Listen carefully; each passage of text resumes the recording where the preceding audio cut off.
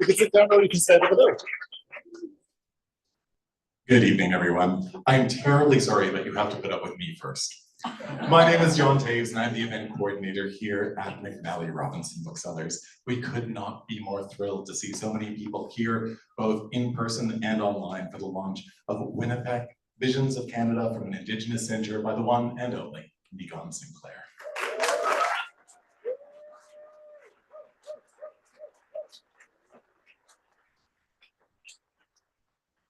We're very grateful to McClelland Stewart, who published this volume for any number of reasons, but in particular, we received special dispensation to sell this book 2 weeks before its actual publication date. And as a result, it has not left the #1 position on our bestseller list ever since.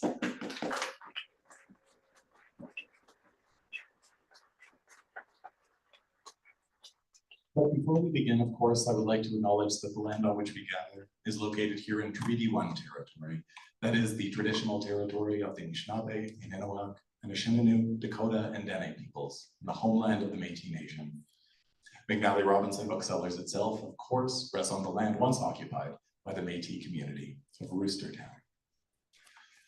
I will not take up much time at the beginning of this event because I realize I'm the least interesting person who will be speaking here tonight. The only thing I will say off the top, without speaking extemporaneously all that much, is that I started in this position right around the publication of Manitowoc Aboriginal writings from the Land of Water. So I was in a unique position to bear witness to the seismic shift that that anthology had, both in writing here in the prairies and across the country. And following Niigaan's writings over the years, he's completely reoriented my brain about what it means to live in this country, to live in this city, and to live in community. So it's a particular honor and a privilege to be here introducing this evening. And I'm so pleased to be here with all of you. There will be a brief presentation from Niigaan from the podium here, and then we'll move along to a conversation which will take place at these stools to my left, hosted by Shelagh Rogers. Following that, we will move along to the formal part of the signing, but I'll go over those details at the very end, so you can look forward to those thrilling announcements about signing. The only thing I will put in your brain right now is that we will have to safely transport Niigaan to the signing table before we can get signing. So we'll ask you all to remain in place for just one moment while you listen to me go over dry details, and then you can all descend and get your book signed. But for right now, what I would like to do is invite up His Worship, Mayor Scott Killingham, to say a few words at the outset of this event.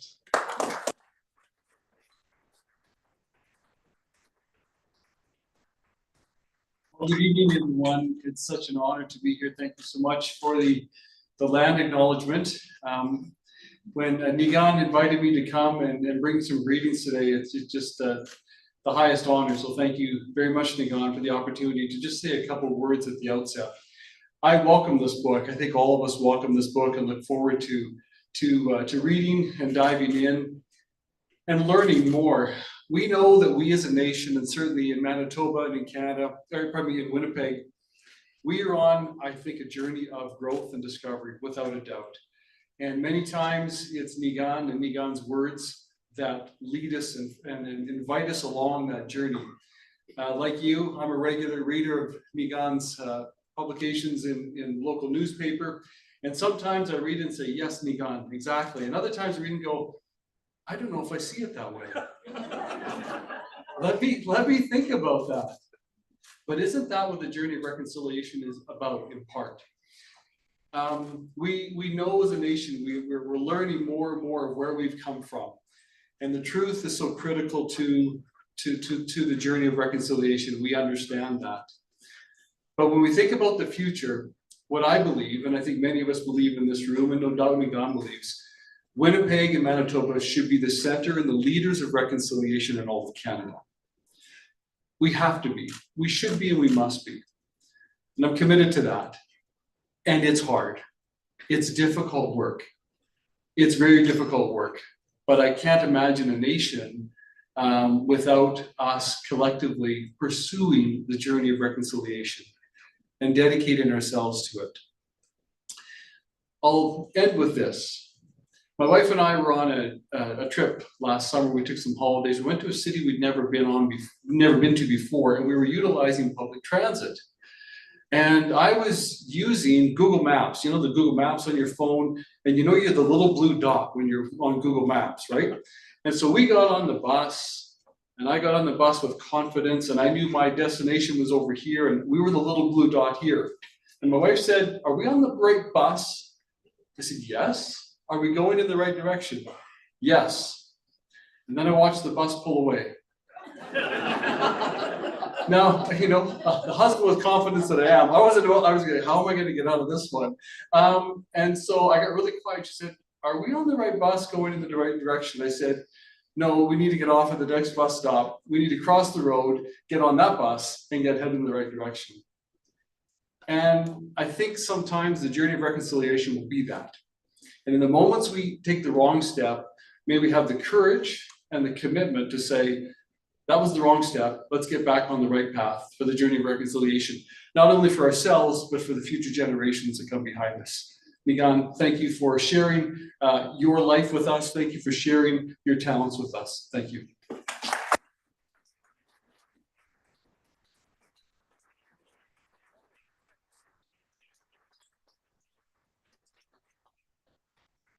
You're going to hear from me in a minute, but I just want to present you with and your wonderful wife Marla with this book. So miigwech for coming and taking your time out. So Thank you.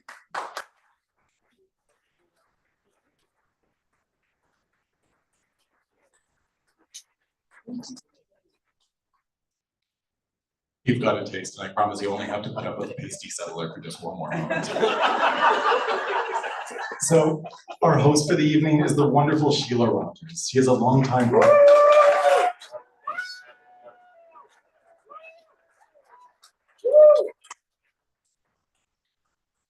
I will admit to feeling vaguely absurd even introducing these people, but Shelagh Rogers is a longtime broadcast journalist who made a home at CBC Radio for 4 decades. From 2008 to 2023, she was host and co-producer of The Next Chapter, devoted to writing in Canada. She even got to interview Niigaan Sinclair in 2011 about the explosion of Indigenous writing being published. And this was before the tsunami that was to come and kept coming. Last June, she stepped down from CBC to pursue adventures of her own devising, including moving to Winnipeg, a place where she has deep roots on her Métis father's side. In 2011, she was named an honorary witness by the Truth and Reconciliation Commission. It was there she connected with the Honorable Murray Sinclair and learned that they were, in fact, cousins, sharing a common ancestor whose biography, Nahaway, A Distant Voice, is available in this very store. Sheila wrote that. I don't, I'm not trying to upset Niigaan Sinclair is also a cousin, and Sheila could not be more delighted to be interviewing him tonight for the launch of Wînipêk, Visions of Canada from an Indigenous Centre, and is ecstatic to be back at Valley Robinson for this wonderful occasion. Again, she wrote that.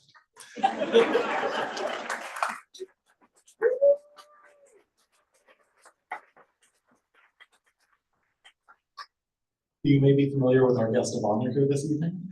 Niigaan Wêwîdom James Sinclair is Anishinaabe, St. Peter's Little Peguis, and an assistant professor at the University of Manitoba. He is a regular commentator on Indigenous issues on CTV, CBC, and APTN, and his written work can be found in the pages of the Exile Book of Native Canadian Fiction and Drama, newspapers like The Guardian, and online with CBC Books, Canada Writes. Niigaan is the co-editor of the award-winning Manitowoc, Aboriginal Writings from the Land of Water, published by Highwater Press, and Centering Anishinaabe Studies, Understanding the World Through Stories from Michigan State.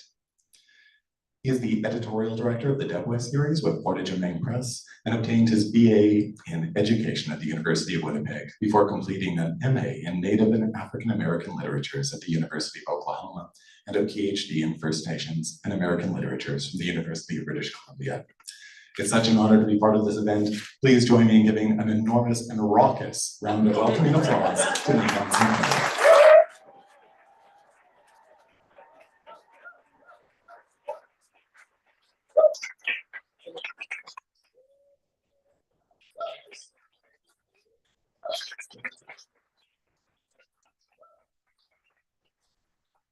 I'd like much to everybody for coming. Do you ever have like a moment where you hope, or you maybe have a nightmare that everybody in your life from different segments all show up at once? That's what tonight has looked like. Like literally, I got like people from like grade 3 here. This is what it's like to be from Winnipeg, because like I have people that I literally met yesterday. They're like, "I'll come." I'm like, "Great." So I have people from all different walks of my life. Like I can't even meet all of you in the eyes because you all know way too much about me. But it is an honor to be here. It's an honor to have all of you come. And for there's a surprise tonight, which is so nice. There's ceremonies out in Rosso tonight, and a number of people came, including my daughter. So I'm quite choked up about it. So Miigwech for coming. I'm going to do a little reading tonight from the book. I hope that you enjoy the book. I hope that you see all the different things that I hope that you see in our place, in our home, and all the amazing parts. Some of the amazing stuff that you're going to see is all the different people that make the Free Press happen. And so you're going to see an amazing group of people, particularly photographers. So Phil, where are you? Phil Hossack is here. We also have a few other people that are from the Free Press. If I see them, I'll point them out. But there's a very special person who made this book possible, who I emailed literally in the final stages of the book, because I kind of felt like it needed something. It needed like images, and it needed for people across Kanata, across Turtle Island, to see what this place is, not just happening within the stories, but also visually. And that's Dan Harper, who's right there. Dan Harper has done incredible work, which is Dan, who's doing graciously, before he literally flies to Halifax, like in a few minutes, came by here tonight to be the photographer for tonight. But he is, if you get a chance to see the incredible work that Dan's done in the book, go check out his Instagram. It'll change your life. So you see Winnipeg in a beautiful, beautiful way. And of course, Miigwech to Sheila, we're going to talk in a few minutes, or cousin. And then, of course, this is like a family affair, because my cousin Stephanie, of course, who is my original agent and is now the publisher of McClelland Stewart. So please give Stephanie a big round of applause.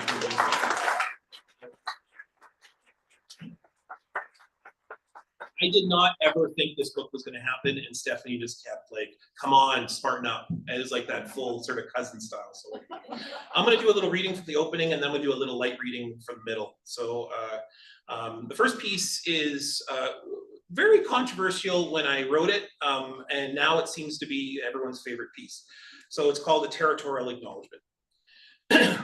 When I joined the Free Press as its city columnist in 2018, there was no official recognition of First Nations at the Manitoba Provincial Legislature. And there's about 2 pages of me talking with the legislature, which we won't really get into. We'll just sort of say, fantastic. Lots of things in the legislature, but one thing about the legislature, there is no recognition of First Nations people. There is only recognition of everybody else. And importantly, the Métis, of course, all the different British and French relatives that have come to this place. And there's even a statue or representation of the guy who was the impetus for James Bond, but no recognition for First Nations. For decades, people asked, would there be a recognition of First Nations at the legislature? And this is where I'll pick up here. After a century and a half of honoring nearly everyone but First Nations, and in particular colonial history, the scene at the Manitoba legislature was edited on Canada Day 2021. After pulling down Queen Victoria's statue with ropes, citizens covered her with handprints, orange shirts, and signs, while hundreds more chanted "No Pride in Genocide." At nearby Government House, the statue of Queen Elizabeth was tipped over, placed face down, and covered in ropes. By the end of Canada Day 2021, the Manitoba legislature had its first monument commemorating First Nations, created through collective, peaceful, and grassroots-led efforts that didn't cost taxpayers a dime. In many contexts, this would be reason to celebrate, but that isn't what happened. The next morning, pundits all across the world decried the anarchy in the streets of Winnipeg. The BBC reported that UK Prime Minister Boris Johnson condemned the defacing of the statues of the Queen. Reuters, CNN, and Al Jazeera all led their news shows with the story. More locally, Winnipeg police announced an investigation would be launched to find the protesters and punish their vandalism. Manitoba Premier Brian Pallister promised the courts would be used against these acts of violence. Some First Nations and Métis leaders criticized the action too, while others pointed out that equally important Indigenous marches, ceremonies, and demonstrations on Canada Day didn't get any attention at all. Suddenly, it seemed all the world and Winnipeg cared about were statues at the Manitoba legislature. As city columnist for the Winnipeg Free Press, I was expected to have an opinion on what happened on Canada Day 2021. I had planned to write about it, but other equally important events were taking place at the time. In fact, other stories took my attention for days. My silence, however, didn't shield me. After years of sharing my opinion on electronic and paper platforms, I'd become used to receiving a daily onslaught of violent, angry messages, but the day after Canada Day 2021 was something else. Even though I had not said a thing, I was harassed, barraged with confused and angry messages that simply asked, why did this happen? One in particular from a wealthy Winnipeg philanthropist told me that he was disappointed by Indigenous peoples, writing an email with the subject line, "Reconciliation is dead." In response to every single message, I wrote, "Welcome to Winnipeg." So I'll just give a little more here. A quick history lesson of Winnipeg. Winnipeg's most iconic, identity-defining and pivotal moment as a city, the 1919 general strike, is commemorated in a huge and expensive sculpture of an overturned streetcar on Main Street. The strike, of course, is the moment when the labor movement, led by marginalized workers and mostly immigrants, mistreated by the city's most powerful, fought for fair representation, wages, and working conditions. Through that strike, Winnipeg constructed its identity as a pioneering, independent prairie city built by hardworking, blue-collar workers dedicated to people rather than profit. During the penultimate conflict of the strike, protesters tipped the streetcar off its tracks, shattering windows, slashing seats, and setting it on fire. In what became known as Bloody Saturday, 2 people were killed in clashes with police. I repeat, 2 people died. On Canada Day 2021, no one was hurt when the statues were edited. In fact, a whole lot of citizens across the city, province, and country felt heard, seen, and vindicated. In addition, and perhaps most notably, the center of power in Manitoba included, recognized, and commemorated First Nations contributions for the first time. On that day of Canada's birth, a community came together to tell a new story about history, create art, and mark a new beginning. Many demonstrated how much this moment meant to them by singing songs and leaving gifts like clothes, handprints, and ceremonial offerings of tobacco. Some even took selfies. No one died. In fact, many felt life. The editing of statues on Treaty 1 was not about erasing history or cancel culture. It was quite the opposite. That day was about a community telling a story of inclusion, diversity, and correcting a narrative about a place. Winnipeg didn't change forever that day. The next morning, the same old city with its legacies of colonialism, poverty, violence, and marginalization was still here. Months later, both statues of Queen Victoria and Queen Elizabeth II were relocated. Canada Day 2021, however, was a step, perhaps a rare, necessary, and unsettling one, but a step. On that day, a new place was glimpsed from the remnants of another, a sort of splash filled with waves of reverberating change. In February 2023, the Manitoba government announced the province would commission its first statue commemorating First Nations to the legislature, a statue of Chief Peguis, co-founder of the first treaty of Manitoba in 1817. It's our hope that it promotes reconciliation between Indigenous and non-Indigenous Manitobans, the press release said. The Manitoba legislature, the most powerful building in the city of Winnipeg, will soon look more like the remarkable place it is. We are the first place after Confederation. We are the first footsteps of this country. We are also the place that has inherited the longest serving series of violent policies and practices that have come to characterize this place. You only have to drive around the city to see that. For those of us and my relatives, where's Bernie? Bernie, are you way up there? I got my friends from the Mama Bear Clan who are here tonight, which is, give Mama Bear Clan a big round of applause over there. Bernie's over there.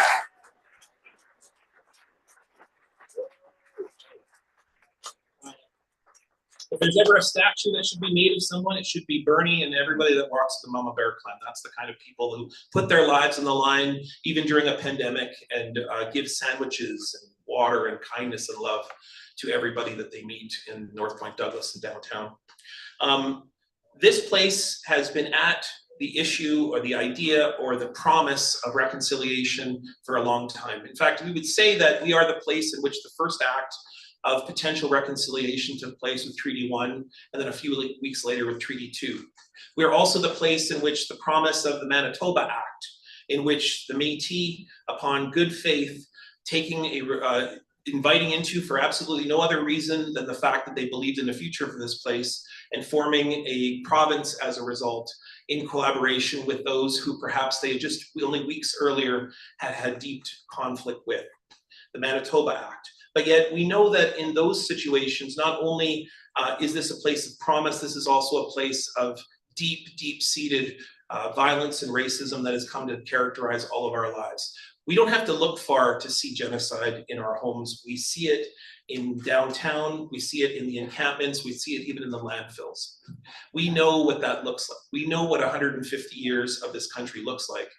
And for those who want to come to this place for a weekend, for a coffee break, and call this the most racist city in the galaxy, we are not the most racist city in the galaxy.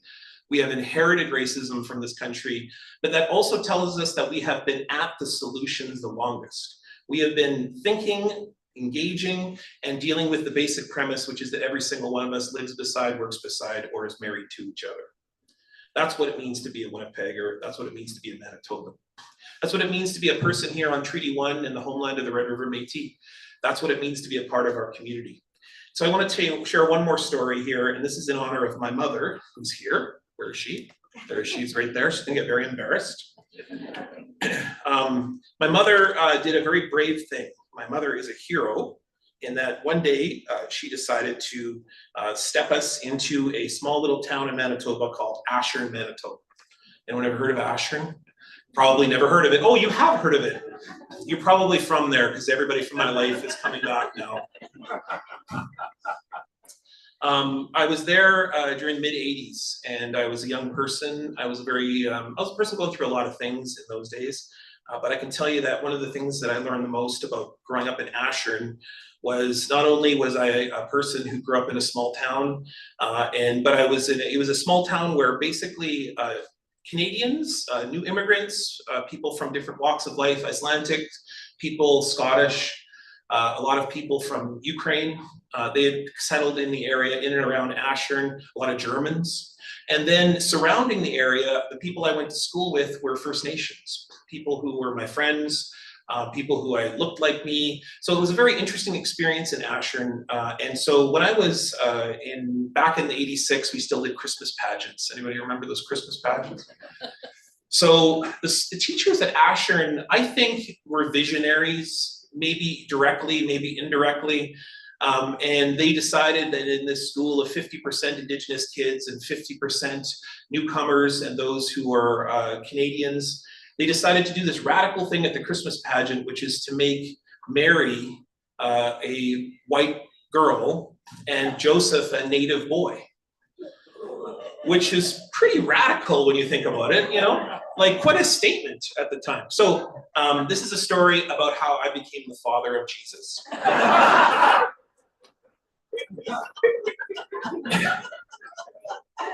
In 1986, I became the father of Jesus. I'm in grade 6 in Ashern. The school is like most rural, northern-ish Manitoba public schools with a fairly even split of Indigenous and non-Indigenous kids. Most of the Indigenous students are bussed in from surrounding reserves. Most of the non-Indigenous students live on farms. Everyone else, like me, lives with their parents in town. The Ashern Central School Christmas concert is a big deal. Well, to those of us in our families in grade 4, 5, and 6 anyways. For months we prepare. I am one of 100 or so shepherds. We fill the stage sitting in a semicircle surrounding a painting of the manger in Bethlehem while we sing Silent Night and We Three Kings and other Christmas classics.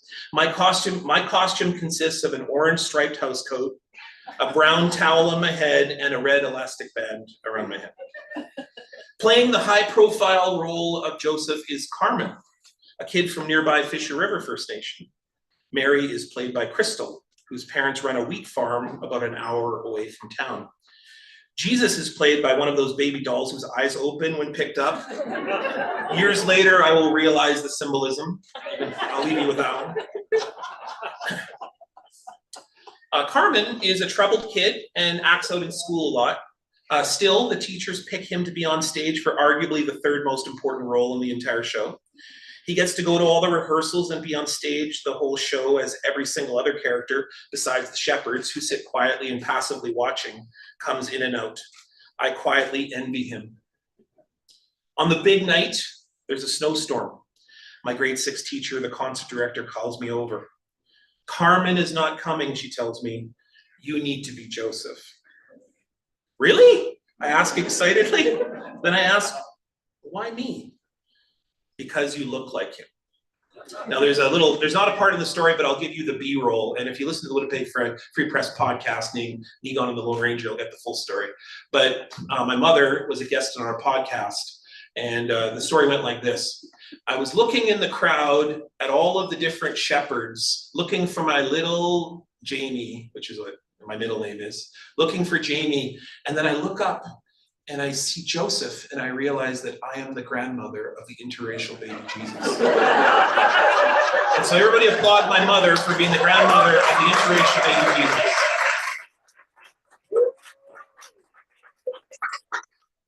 That's what it's like. Honestly, that's what it's like to grow up in Manitoba. Like, that kind of experience happens every day in this place, where there is a consistent and continual engagement of what does it mean to live together. And while I open the book by talking about statues at the Manitoba legislature, I end the book by talking about actually putting a real life Indigenous person in the Premier's chair at downtown.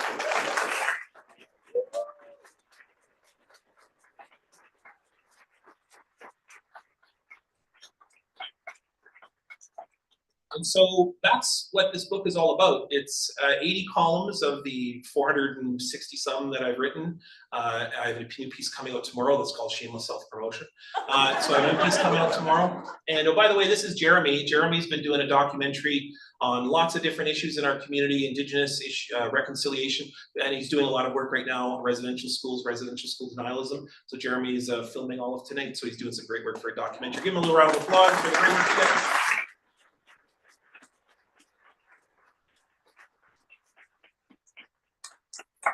And there's so many different parts of this book. We're going to talk a little bit about it. And so I want to get to a conversation with Sheila, but just so many different people that are here that just to thank. In case you notice the acknowledgements, it's like 6 pages back there. And so I wish I could just go around and give you all a hug and tell you how much I love you and how much I care about all of you. Just really miigwech to all of you for coming out tonight. It's kind of like, this is your life. That's what that, if you know what that reference is, people already want to know what that reference is. But let's you ready? No. Okay. Okay. Niigaan.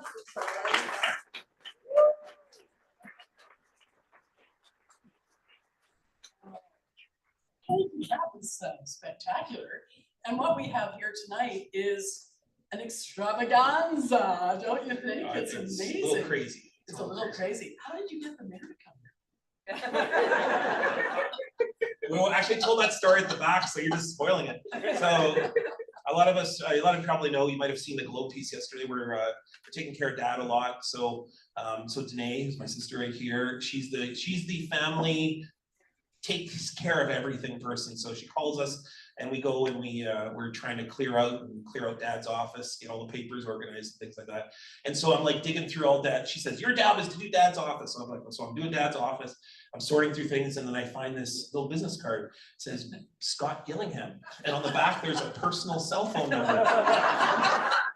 And so I turned to Danae and I say, should I text him? And she goes, probably not. And then I went like this. And I pulled out my phone and I said, guess who this is? That's how I have Scott's personal cell phone number, which I'm sure you never probably give out to media people, but here I am. So there you go, that's how Scott came. It's so great to have you here. I love the fact that when you're here at McNally Robinson, there is always an acknowledgement of Roostertown. I think that's so critical because Roostertown is right here. You write about land acknowledgements, but you also write about land commitments and land blessings. What would they do to push the course of reconciliation along? So the piece that I wrote about land blessings, so I just was at Economics Summit. I did work with Treaty One, and I do a lot of work with Vic over there, and all the great people who are doing great work over there at Treaty One. again related to a bunch of them, so that's kind of the theme of. But anyways, so I witnessed the land blessing that they did over in the Way of Dana, which is the most important economic project in the city's future, because unlike when we give tax exemptions to multinational corporations who take all of their money, and the example is the Hudson Bay Company, they take all the money from our community, they take it elsewhere. And then most importantly, it's not to say they don't give good jobs and things like that, but they're not really invested in this place. When you recognize that First Nations will always be here, and that First Nations and Métis communities are deeply, like, we live here, this is our life, we are the land, we are the water. And that when we give an exemption, we build this place, all the money comes here. It's the most sustainable idea you can possibly have. So what I do is I parallel that with land blessings. That's a land blessing. When we offer tobacco to the land, when we recognize the power of the land, the life, the animacy in the land, then it recognizes us, and then we build a reciprocal relationship. So it's not just enough for us to say, oh, we share lands. That's why I just hate when people say land acknowledgement, because it's not a land, it's a territorial acknowledgement. And the reason is because we're talking about the relationships in a space which most markedly and importantly is with the land. Because if we and I get along, it doesn't matter if we have nothing to eat, nothing to drink, and nothing to breathe.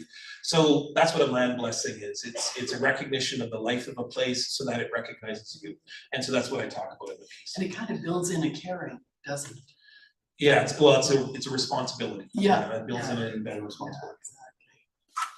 Yeah, exactly. I want to know about the title, and I want you to say it for us. So Wînipêk. Yeah. So there's lots of, I just had the coolest 24 hours because I was out there at the Point Douglas Park development, which Nae's on, doing really amazing things. And I was hanging out with, the part of the group is a group of Métis elders who are working on that project to develop a very marginalized area of the city, where people are living. And but most importantly, there's a real sort of commitment to sort of figure out how do we make this space better, how do we make this space beneficial for everybody. And so there's a series of Métis, I had a Métis elder who came up to me and said, make sure that you say it and spell it properly. And the way that the original spelling of Wînipêk is Ouinequuie. That's the original spelling of Wînipêk. And it's because this is a place built by Michif. This is a place built by relationships between Métis people, and of course, the deep relationships that we have with the Wînipék, right? That are relationships with the French. And that the French who became a part of Anishinaabe Cree lives, Dakota, Lakota, Nakota lives in this place, then forms this name. But Wînipêk refers to the lake. Like, it's not really referring to the city. Wînipêk is talking about the watershed. And so the watershed goes northwestern Ontario, up to Nunavut, Northwest Territories, over to Alberta, Saskatchewan, down into the Dakotas, Minnesota, Wisconsin, Michigan. So we are the funnel system that then ends up in Lake Wînipêk. Like, we are created from a glacier that then flows into Lake Wînipêk. So that means anything we do in this place flows into Lake Wînipêk. And that's in the most tangible ways: our shampoo, oil fracking, when the sewage dumps from City of Winnipeg, real or otherwise, or sorry, not real, mistaken or otherwise. I mean, look, I got the nod from the mayor. So, and the city, I mean, the reality is that First Nations aren't going to take that situation anymore. I mean, the reality is we got 10 First Nations now suing the city. Anyways, so anything we put into the water will end up in Lake Wînipêk. So people knew that because they would see this explosion of algae, or what we call attigib, which is where that word dirty water comes from, right? Or floating in the water. That means Wînipêk means in Cree, that which floats in the water, or that dirty water, and it's talking about the attigib, the algae. And so Cree people knew that, and so when you say the word Wînipêk, you're talking about the ecology and the watershed. Everything that happens in this place ends up here, just north of us, and then flows out into the universe. So it's an inclusive word. Like, everybody's muddying the waters, right? And it's a centering word, I think. Yeah. Like I think part of my image of thinking, we're not just the center of the continent, we're not just the center of reconciliation. Like, we are the center. Dave Crishane used to talk about that we are the center of these spiritual forces which coalesce and intersect in this place.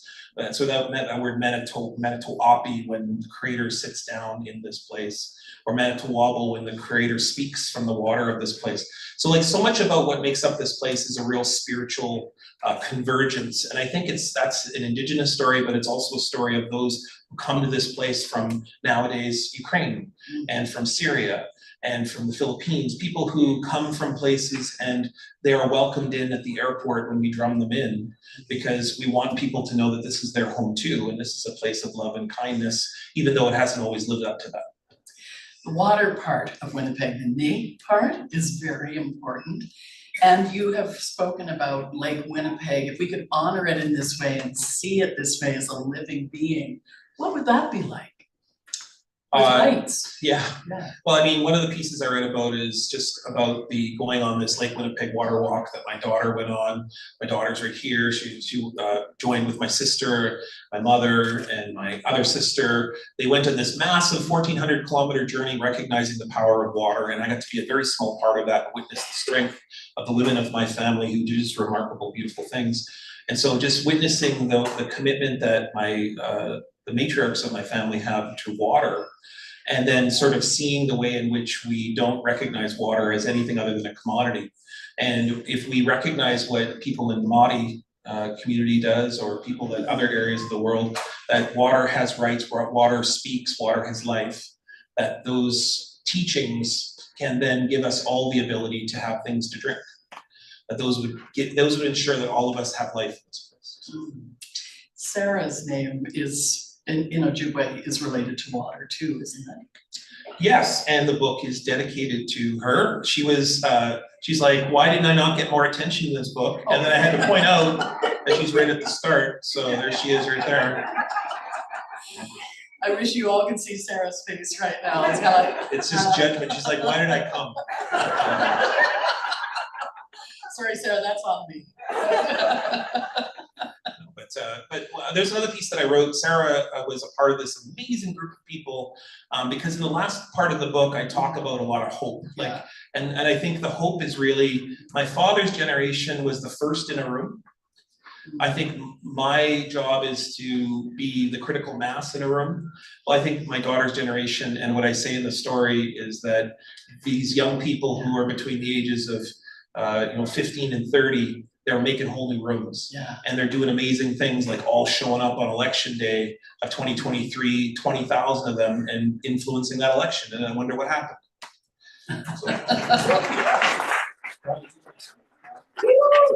And going on school strikes in support of climate change action, for example. And I know, Sarah, you were involved with that. Niigaan Stewart, whose grandmother, Madeline, is right here in the audience as well. And I think of Cole Robertson, who donates his money to kids' sports so that kids who can't necessarily afford, I mean, they're all here tonight, right? One of the great things about Winnipeg, like truly, so being a columnist in Winnipeg, you get the hate, you get the people, I don't like this piece, you get the, mayors coming to big crowds and saying, not sure we agree with you. But, you get it all. But one of the amazing things about being a columnist is that you get to know all these like personal stories, right? So there's Janelle there in the back there, Janelle Wave. You all see that Janelle, you'll hear about Janelle's family in the book, talking about discovering that she is a granddaughter of a residential school survivor. And like, that's a really remarkable experience in hearing that story. So but Janelle and I were marching together during Idle No More. And so I knew you way before that, and same thing with Dave here. So Dave and I knew each other for a long time before either one of us were writers. And then on top of that, it was Dave who started the Manitowoc series. I don't know if you remember that. And when you were a writer in residence. So you get to know everybody, and you just text people, right? Oh yeah, I got a text one Sunday morning when I was doing sweet nubbing, and it says, "Hi cousin, how are you doing?" Well, that's what I was like. Welcome to Winnipeg. What are you doing on this day? No, it was, can I ask you a favor? And I said, yes, I'll do it. And he said, wait a minute, get lost. You don't even know what it is. But I suspected it might be. I did suspect it. What does youth get that the rest of society needs to understand? Well, I think one of the things that's happening in Manitoba is that there's 100 reasons, thousands of reasons, infinite reasons to lose a lot of hope in this place. I think we just have to look at what's happening at the food fair at the moment, in this kind of very combative situation, which is created out of poverty. And I wrote a piece the other day talking about how that's created because of a real crisis in our city involving affordability. meat is just too expensive, so people are shoplifting it and creating these situations between mostly immigrants who are working in the food fair, and then Indigenous peoples are just trying to get by, just working hard, you know? And so then we've got this, there's a million reasons to lose hope. But one thing that I find every time in the work that, and I'm lucky enough that I get to be exposed to youth, other than the fact that, you know, I've been on Zoom calls at the university for a few years, but I get to witness these incredible young people who right now are graduating at Calvin Sarah and doing amazing things in that they believe in the truth of this place. And a lot of people, it used to be when I was a young person, everybody went to BC, everybody went to Alberta. That's not what I see anymore. I see people who want to stay here, they want to live here, they want to work here. Or they come from BC to live here. Well, because it's the only place they can afford it, probably, but the only place they can afford any groceries, but for the most part, I mean, I think that's because there's an opportunity and there's things that are happening in this place. As I write, I say Winnipeg is a place in motion, that motion that has been going for way before even Treaty 1, but I think is manifested best in Treaty 1 in the brilliance and the sharpness and the insightfulness of the Métis, the River Métis, who just had this profound belief to stand up for this place and write a declaration of independence, like incredible. Like name me another province or state where the people just went and declared themselves and said, we're gonna create an all new country in this place because we believe in it. And then 5 languages were spoken in the first government in this place. Like, that's amazing. And that's because of here. That's what happens here. Other places have cool stories, but like consistently, continually, we have the ability to think of what are the solutions for what is this country's most pressing issues. And the most pressing issues are the environment, their affordability, and this crisis involving listening to each other at a conflict. All of that starts with Indigenous peoples, and you can see examples of it on the history and the present and the future of this place. So is that how Winnipeg becomes ground zero for Canada's shift that needs to happen? Yeah, I mean, I'm biased, right? Like Are you? I'm a little, yeah. But I'm also sick and tired of people from places like that rhyme with Toronto who come in for the weekend and then make these grandiose just declarations of who we are, as if you can learn that in a weekend. Like, if you did come in for a weekend, yeah, absolutely you'd see poverty. You know, oh, absolutely you'd see racism. Let me talk to any of us, and obviously the most pressing issue is going to be racism, especially if you're a person followed in the 7-Eleven, if you're fighting for your life in an encampment, if you're dealing with just, you know, writing a piece and then being called whatever name under the sun. Obviously racism is going to be a big part of your life, but then if you actually sit here, you walk around the streets, you see the everyday life, we're all part of each other's lives, and we are all intimately together, like intimately. Like last night I was like walked into my house and there was my neighbor sitting on a porch with a guy that I went to grade 6 with. He was a Métis guy, and I was like, how do you all know each other? Like, I don't understand. And I was like, that's Winnipeg. That's like, that's Manitoba, and that's what I love about this place. You talk about a really special relationship that you had with your grandfather, Henry. Can you talk about it? Yeah, I mean, this was a piece that, this is the only piece I've ever been able to write on a plane. I can't write on a plane, but I wrote this piece, mostly I was under deadline, but I was writing a piece about Remembrance Day, and I was writing a piece about what does it mean to love, and what does it mean ultimately to sort of see hope in amongst the darkness of war. And so all of those things coalesce in my grandfather. So my grandfather was physically sexually abused in Fort Alexander Residential School. He then went to the ground, he went to stand up for the Toronto Scottish, was shot in war on the ground in France, and was found by his brother in a hospital in England, was sort of brought back to Canada as a disabled veteran, could not find any employment on the streets, began to drink and began to sort of try to cope as best he could, try to get jobs. And then he was in a mine cave-in just in northwestern Ontario. And so the guy went through a lot. And for a million reasons, probably started to self-medicate, but probably the scariest thing is that he started to have kids and he lost the one woman that he loved. And so him and Tommy Prince, the famous Tommy Prince, were drinking buddies. And they used to take care of each other on the streets. And they get in fights together. I mean, not each other, they would fight other people together. And they would also sleep outside together. They take care of keeping each other up or staying up while the other watched the other guy's stuff so he wouldn't get assaulted.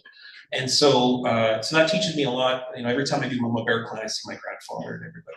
Anyways, so my grandfather, he could have easily died on the streets. And everybody would have went, aw, that's too bad. But you would have understood it, right? You would have went, oh, well, the guy had a tough life. Guy, you know, drank himself to a total stupor, fell asleep in -40-degree weather. In fact, he did fall asleep in -40-degree weather a number of times. Luckily, he had family members who saved him, but he could have died any of those times. There'd be 100 times my grandpa could have died. And we all would have turned the page and went, oh, ain't that sad? But he didn't. On the day that he turned things around was January 7th, 1976. I think he just turned it around before then. I think he probably started to turn things around. But what happened was he came to St. Boniface Hospital when my mother, who is still upset that I was born during an episode of MASH. She still brings it up. She's like, you kept me from seeing Hawkeye, was that his name? She's like, you kept me from Hawkeye. Anyways, so I'm born, I'm brand new, and my grandfather shows up to visit his only grandson and his first grandson. And so he stopped by my father and he says that you're never going to see your grandson if you've been drinking, because my dad only knows that side of him, only knows how violent he is and how when he was drinking he tried to kill my uncle. He tried to do lots of terrible things, not sexually but violently. He was a very violent person. And so at that point he started a 1-year journey where he entered rehab, and he then decided to stop drinking. And he, within about a year, he had put some of his life together. So he started to live on his own and started to have a regular home, a rather steady life, and eventually earned a relationship with my parents so that I could go visit him by myself.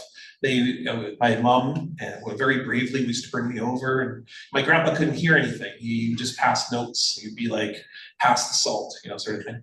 And so anyway, so my grandfather then began to have me over to stay over and help him make craft dinner for him. I'd watch Wheel of Fortune with him. He'd be like, turn the channel. That's basically how we communicated. I never communicated with my grandpa, but I can tell you that nobody loved me like my grandpa. Like nobody has ever loved me like that.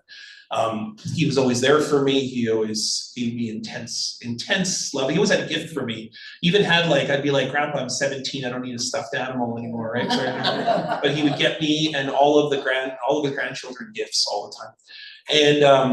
And I can tell you that, you know, like I rolled about 14,000 cigarettes when I was like 12. Like I think it's illegal, but that's what my grandpa did.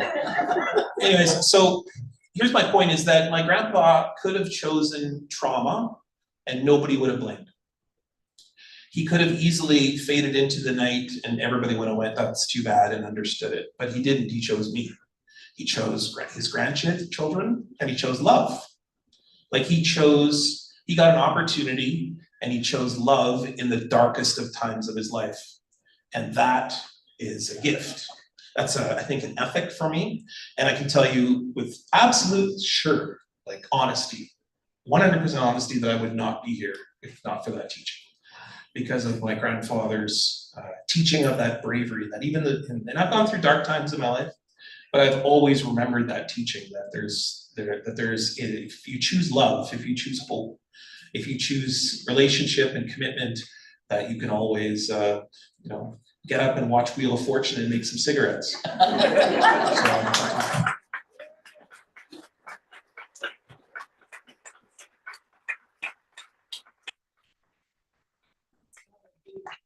Wave from Winston Whitney, right there. Where's Winston? He's in the second. You know what? I always credit Winston. Winston was the very first person to bring me up on stage when I was a kid. There he is. Oh, there he is. Oh, there you are. There. Yeah. Winston's the very first person ever. He doesn't even remember this because Winston used to travel and sing, and we had his 8-track tapes in our car. Remember that? And so we listened to you all on the road my whole life. Well, you were like the soundtrack of the first 10 years of my life was Winston Watney. And so I'm very honored that you're here. But Winston doesn't know, but he brought me up on stage in some random First Nation up north when my parents brought me to a powwow, and we went in for a lunch, and you were singing at the lunch and you brought all the kids on stage. So you were the very first person to bring me up on stage. So Winston Watney, he's to blame for all this. Blame Winston.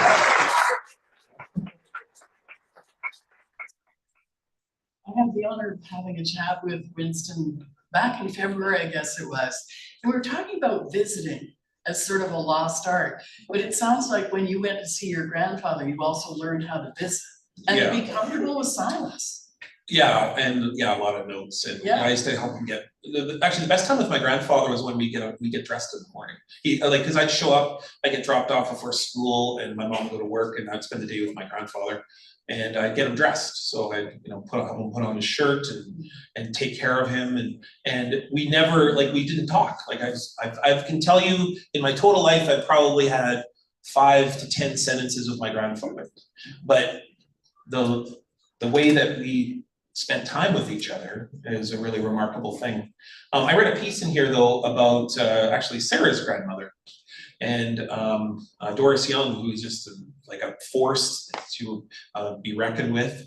We're up in Opaskwayak Cree Nation, and I had this if you ever go back in the day when the place where Sarah was born, Opaskwayak Cree Nation, Doris Young's kitchen table was the place to be, because not only did you get to talk about politics and Prince Harry and Prince Charles, and why Prince Charles should never be the king. You get to hear that on Opaskwayak Cree Nation, and then you also got to hear about who's messing around with who on the res, and then why the chief is terrible, and then you get to hear it all in Doris Young's kitchen table. And so that's for me, the visiting is this intersection place on a First Nation where the real band office really is. It's actually the real government was Doris Young's kitchen table. That was the real government. That's awesome. I want you to do a reading as I'm watching the clock sift through the system time. So page 17, and it's about Winnipeg, just where I've identified the little mark there. Oh, okay. All right. Oh yeah, it's the start. So Wînipêk is an ethic, a term that gestures to the creation of delicate and intricate collaborations between all things, a process where forces, good and bad, come together to form relationships that flow into the world. Wînipêk is the culmination of the connections between earth, water, air, and people, and a reminder of how each must be in balance for life to thrive. All of us who employ this powerful and remarkable name attain an opportunity to learn this sacred gift and teaching every time it's used. Wînipêk, most of all, is a gift, an honoring of the possibilities that dirty waters give us. Given by our ancestors and encapsulated in experience and history, the name is evidence that meaningful and sustainable relationships have always existed here. We just have to look, listen, and learn to be a part. In other words, we don't need cell phones, the internet, or Facebook to show us how we are all connected. This place demonstrates this to us already. Wînipêk is a center, a critical and creative expression, a song, story, and poem all at once, and an embodiment of how life thrives here from the past to the present to the future. Beautiful. Thanks.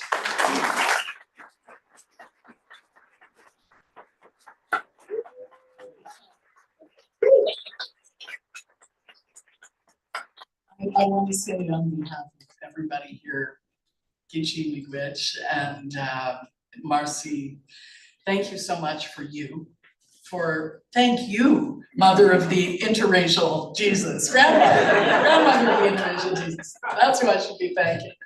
And this book it's phenomenal.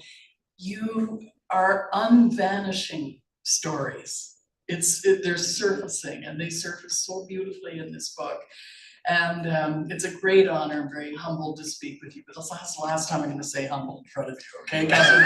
All right. It'll turn into a pumpkin.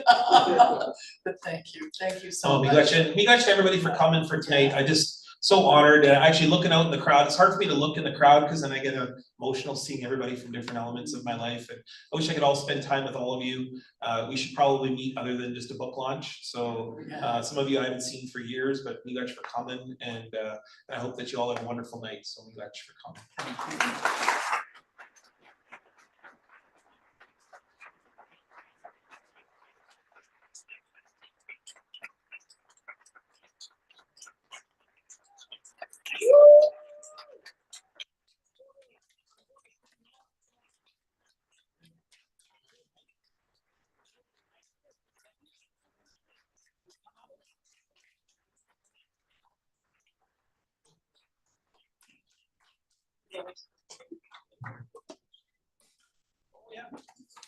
So when we meet a man like this, it's proper to honor him in the way we are doing that, but it's also proper to sing an honor song, and I'm going to sing that.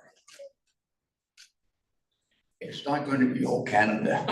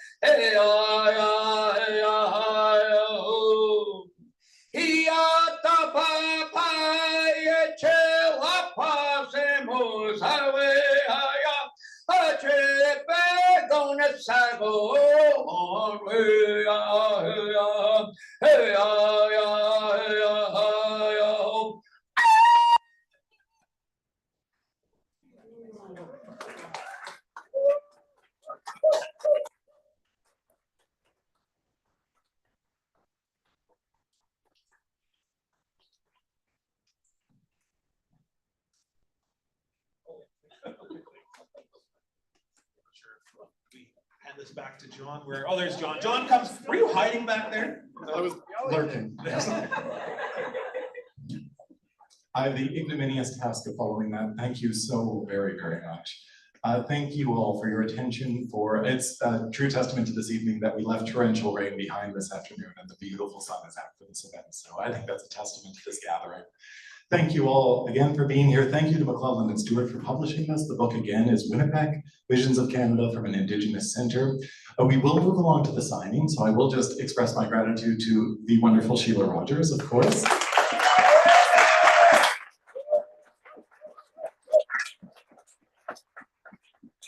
And to Niigaan, before I send him off with my colleague Angela to the signing table, thank you so much.